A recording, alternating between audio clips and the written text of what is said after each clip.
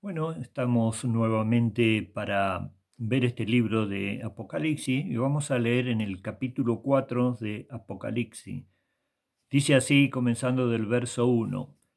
Después de esto miré y he aquí una puerta abierta en el cielo, y la primera voz que oí, como de trompeta hablando conmigo, dijo: Sube acá y yo te mostraré las cosas que sucederán después de estas.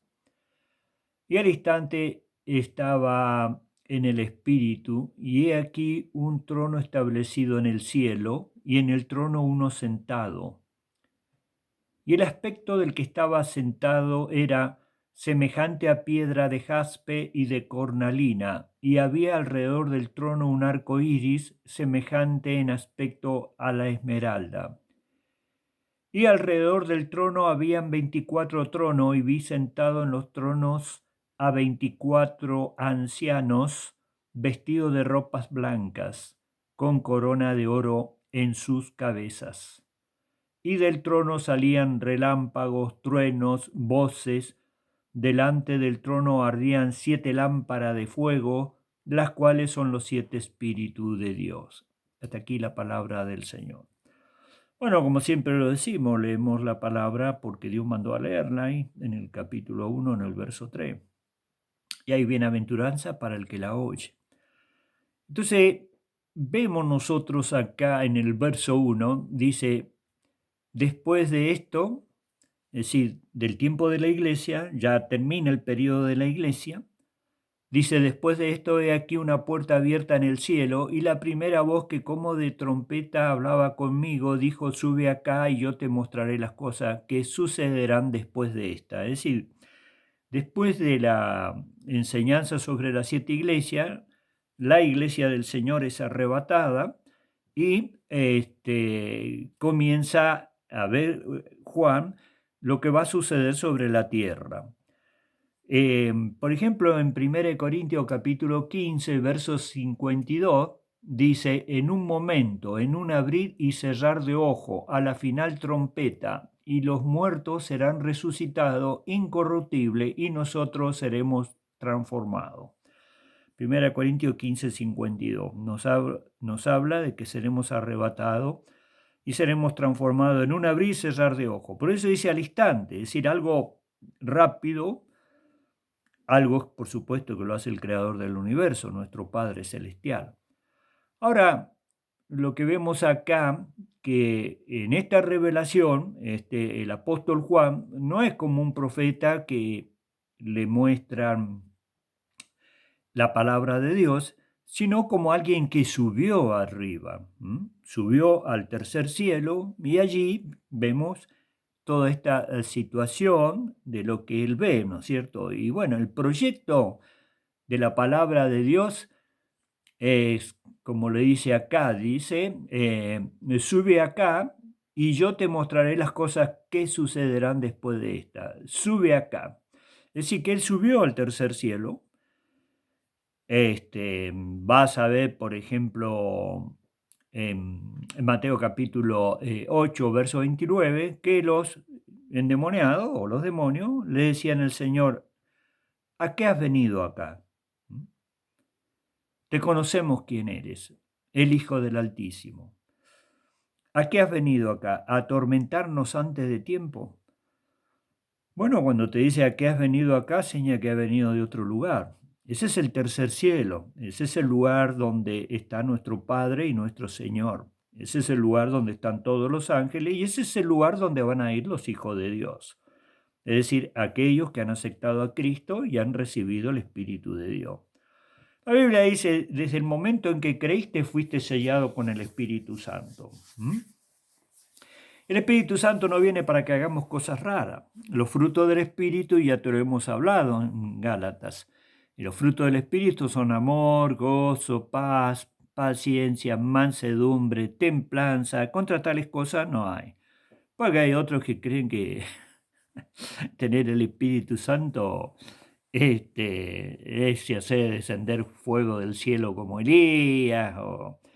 Ya vemos que Juan el Bautista, desde el vientre de Elizabeth, su madre, estaba lleno del Espíritu Santo, y cuando escuchó la voz de María, saltó de gozo. Ay, no está hablando de que hablaba en lengua, ni que hacía prodigio, ni que hacía señales, sino el gozo de la presencia de Dios. Y bueno, Juan el Bautista, el que predicó al Señor, y Dios dijo que de los nacidos de mujer no hay profeta mayor que Juan el Bautista. Y no hizo ni un milagro, lo único que hizo fue predicar a Cristo, punto.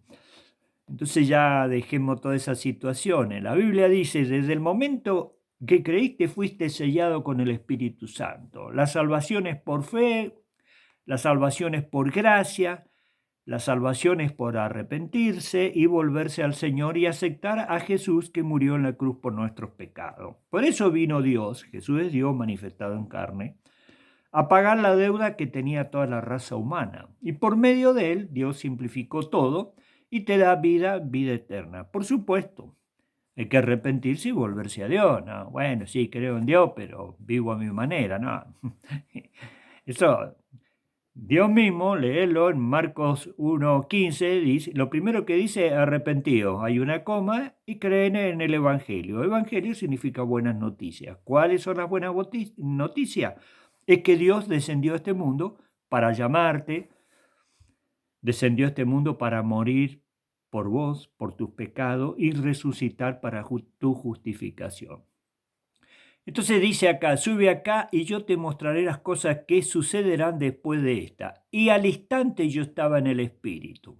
Es un abrir y cerrar de ojos, dice el verso 2. Al instante yo estaba en el Espíritu. Espíritu con mayúscula. ¿Qué significa? El Espíritu de Dios, el Espíritu Santo.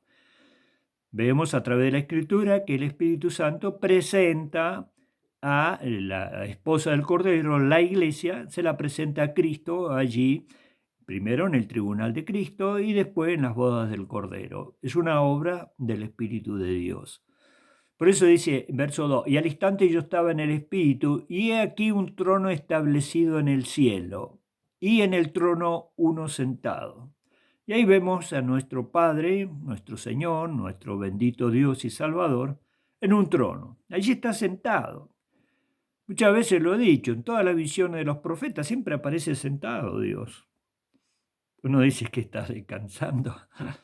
No, es una figura de Dios en un trono, sentado.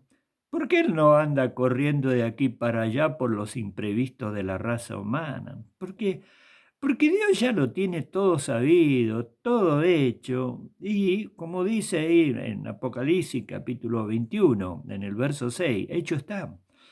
Es decir, todo lo que Dios te presenta, lo que va a venir de este mundo que estamos viviendo, lo que va a venir en el milenio, ya está todo programado. Dios no tiene imprevisto, Dios sabe las cosas siglos antes de que ocurran.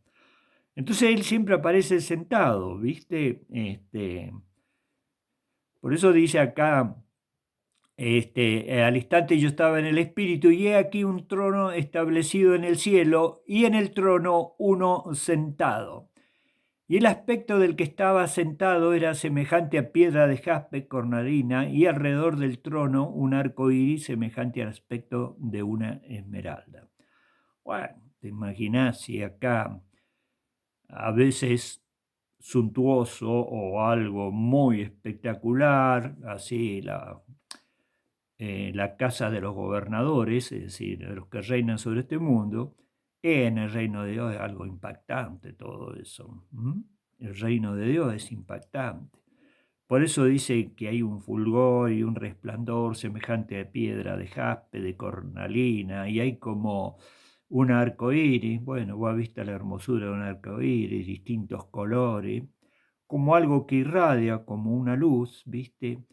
Bueno, es lo que él está viendo. Ahora en el verso 4 dice, alrededor del trono habían 24 tronos, y vi sentado en los tronos a 24 ancianos vestidos de ropas blancas con corona de oro en sus cabezas.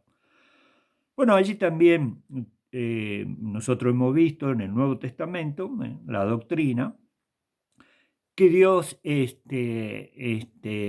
premia, ¿no es cierto?, a los siervos de Dios que se han destacado con coronas de oro también, con coronas. Y acá en Apocalipsis, a la iglesia fiel, en el verso 11 dice, he aquí yo vengo pronto, retén lo que tiene para que ninguno tome tu corona. Entonces vemos 24 tronos alrededor del trono, por supuesto el trono de Dios siempre está en el medio, y estos 24 ancianos, muchos nosotros creemos de que representan a la iglesia. Por supuesto que la iglesia está compuesta por creyentes judíos y por creyentes gentiles.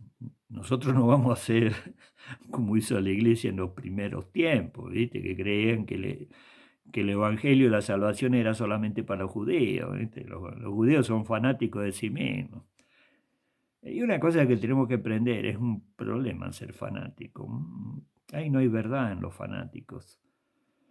Nosotros los gentiles sabemos que la iglesia está compuesta de hermanos judíos, remanente fiel, que hasta en el día de hoy no aceptan lo que los sacerdotes judíos dicen y aceptan que Cristo es el Señor que vino y ellos lo rechazaron. Por eso aceptan el nuevo pacto basado en la sangre de Jesucristo. Ahora vemos que todavía no comienza el juicio de Dios. Decían en el capítulo 6 de Apocalipsis, que vamos a leer a vuelo de pájaro, ¿viste? Porque los juicios a veces son bastante bravos, ¿viste? Por supuesto que hay creyentes, hermanos, que nosotros tenemos que darnos cuenta que eso es un reino, como cuando vos mirás el reino de David, donde hay sacerdote, donde hay consejero, donde hay experto, ¿viste? En hacer obras para el templo de Dios, donde hay ejército, donde hay militares o guerreros destacados. El reino de Dios está compuesto por muchas cosas. A veces, muchas veces nosotros pensamos, bueno, cada espíritu, cada persona tiene una disposición. También ocurre en este país, ahí va a haber que, para ser guerrero ya tenés que nacer para eso.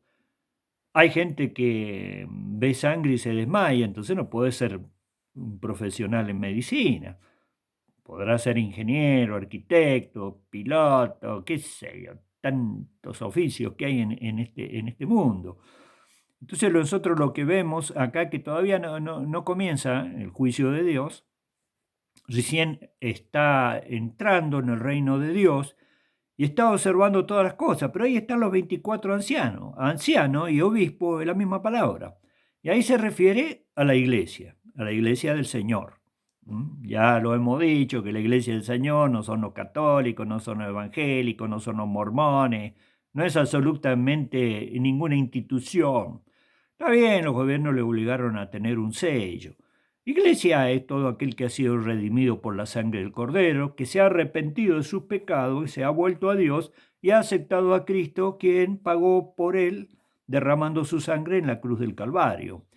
Todos esos que han aceptado al Señor, no importa quién es, Dios le da vida eterna. Como él dice, ninguno que viene a mí yo le echo fuera. Y lo otro, como te lo hemos explicado en 1 Corintios, capítulo 14, verso 23, cuando reunís en un lugar como iglesia. Lo que pasa es que nosotros al lugar le decimos iglesia. Otros le dicen templo, otros le dicen casa de Dios. Bueno, pero es un edificio hecho con manos humanas, que un hermano dona un lote y bueno, van y todos trabajan. Bueno, hay otro que tienen conexión con el Estado le regala el lote, le da el dinero para que hagan todo. Por eso esa iglesia, viste, no, ellos dicen que son mangueros. No son mangueros, Dios mandó que tenemos que proveer para los gastos de la iglesia y para aquellos que predican la palabra de Dios. Ahora bien, ellos son sostenidos por el Estado, pero el Estado te llama y tienes que ir donde te llaman. Es decir, vos sos obrero de aquel que te paga. Por eso Dios quiere que la iglesia tenga su soberanía y que viva por el apoyo de los creyentes. Bueno, tanto creyente hay que la plata es de ellos. No. Vos lo que tenés porque Dios te lo ha dado, vos sos un administrador de Dios. Entonces tenemos acá que aparecen estos 24 ancianos con coronas de oro en sus cabezas y están alrededor del trono. También el apóstol Pablo enseña a la iglesia cómo no sabéis juzgar las cosas de este mundo, ahí en ese juicio de ese que tenía la mujer del padre, y que el apóstol Pedro dice, echá ese perverso entre vosotros. Bueno, después ese perverso se arrepintió, lloró, y bueno, el apóstol Pablo dice, bueno, si vosotros lo habéis perdonado, yo también lo perdono, para que el diablo no tome ocasión de mí. Claro. Es difícil, bueno, perdonar y el enemigo empieza a tomar posesión en tu vida, porque Dios te dice que tienes que perdonar. Bueno, allí el apóstol Pablo enseña en Primera de Corintios que deben de perdonar. Pero cuando habla de ese juicio dice, ¿cómo no sabéis juzgar estas cosas? Dice, ¿no sabéis que los creyentes o la iglesia del Señor hemos de juzgar aún a los ángeles, cuanto más las cosas de este mundo? Por eso Dios dice que te ha hecho rey y sacerdote, por supuesto en la restauración. Ahora, Dios no tiene sacerdote acá, ¿eh?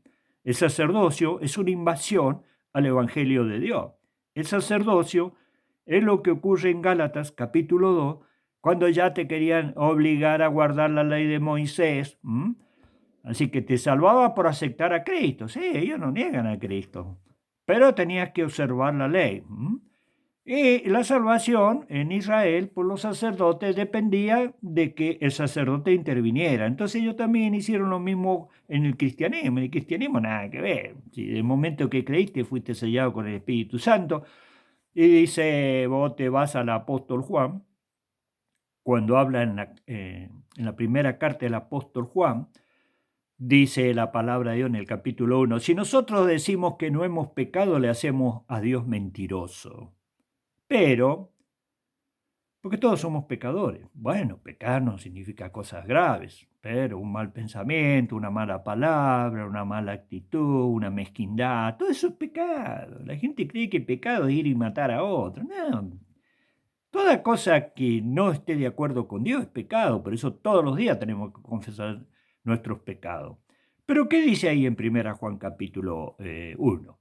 En primera carta del apóstol Juan. Dice, si decimos que no hemos pecado, le hacemos a Dios mentiroso y la verdad de Dios no está en nosotros. Pero si confesamos nuestros pecados, Él es fiel y justo para perdonar nuestros pecados y limpiarnos de toda maldad. Hijito, estas cosas os he escrito para que no pequéis, capítulo 2. Pero si alguno hubiese pecado, abogados tenemos para con el Padre a Jesucristo el justo. Y Él es la propiciación de nuestros pecados. Y no solamente de nuestros pecados, sino los de todo el mundo. Entonces el mismo apóstol te dice, yo no voy a confesarle mis pecados al apóstol Pedro y el apóstol Pedro va a confesarle el pecado al apóstol Juan. No, todo eso es doctrina de demonio, doctrina de demonio. Acá el único que perdona a nuestros pecados es el Señor. Calcula cuando el Señor le dijo al paralítico, tus pecados te son perdonados, por lo menos tendrían que aprenderle a los sacerdotes judíos. ¿Qué dijeron los sacerdotes judíos? Blasfemia ¿Quién puede perdonar pecados sino Dios? Ahora Jesús le dice, bueno, para que sepáis que el Hijo del Hombre tiene potestad en la tierra de perdonar pecados, le dijo al paralítico, a ti te digo, levántate, toma tu lecho y vete. Y bueno, el paralítico ahí se restauró, tomó su lecho y se fue. Por eso le dice, ¿qué es más fácil decir, tus pecados te son perdonados o decirle al paralítico, levántate y anda? Bueno, para que sepáis que el Hijo de Dios tiene potestad de perdonar pecados, le dijo al paralítico, levántate y anda. Pero acá el apóstol, por eso, claro, vos te vas a lo que te dicen ellos, ¿sabes qué?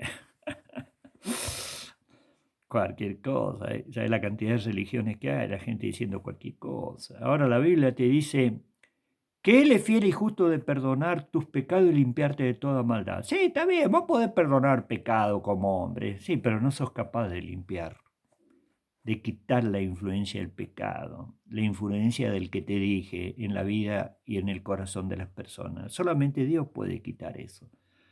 Por eso dice que Él es la propiciación en el capítulo 2 de nuestros pecados y de todo el mundo. ¿Mm? Abogado tenemos para con el Padre, a Jesucristo el justo. Entonces, una cosa es eso. Por eso te digo que acá aparecen los 24 tronos, que son 24 ancianos, y creemos que es la iglesia. ¿Por qué? Porque ya la iglesia, antes de los juicios, ya subió arriba. Y ya está con el Señor. ¿Mm?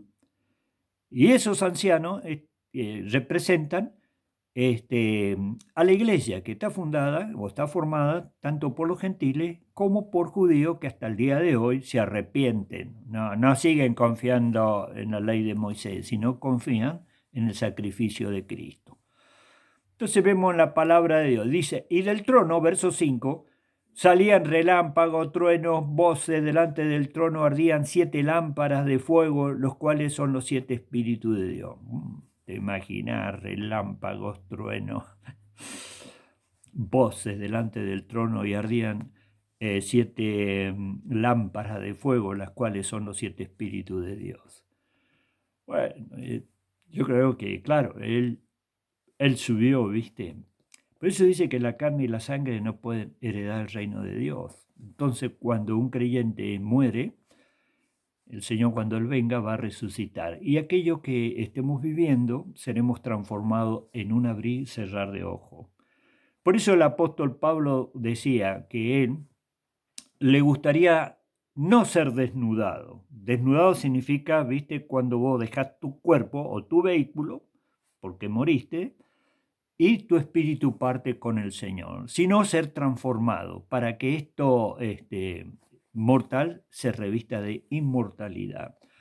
Bueno, lo vemos al Señor cuando le dijo a Lázaro, sal fuera. Y Lázaro hacía 4 días que estaba muerto ahí en el sepulcro. Te imaginás la sangre podrida, las venas deshechas. Y sin embargo, Dios lo resucitó.